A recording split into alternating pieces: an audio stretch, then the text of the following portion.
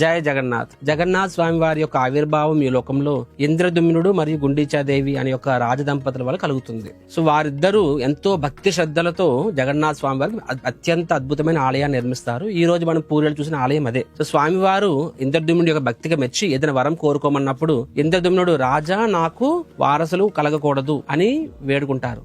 భగవంతుడు ఆశ్చర్యపోయి ఎందుకు అలా కోరుకున్నావు అన్నప్పుడు నా యొక్క వంశీయులు తర్వాత తరాల వారు ఎవ్వరు కూడా మిమ్మల్ని సొంతం చేసుకోకూడదు, మీరు జగన్నాథుడు కాబట్టి అందరికి సమానంగా అందుబాటులో ఉండాలి అని చెప్పి చెప్తారనమాట. భగవంతుడు వారి యొక్క భక్తి శ్రద్ధలకి మెచ్చి ఈ రోజు నుంచి నేను బలదేవుడు సుభద్ర స్వయానా మీకు సంతానము అని వరమిస్తారనమాట. ప్రతి సంవత్సరం కూడా మేము మీ దగ్గరికి వచ్చి 9 రోజుల పాటు ఉండి మీ చేతి వంట స్వీకరిస్తామని కూడా భగవంతుడు చెప్తారు. ప్రతి సంవత్సరం జగన్నాథుడు రథం మీద నుంచి గుండీచా మందిరానికి చేరుకొని 9 రోజులు ఉండి అక్కడ భక్తులందరికీ ఆశీర్వదిస్తాడు.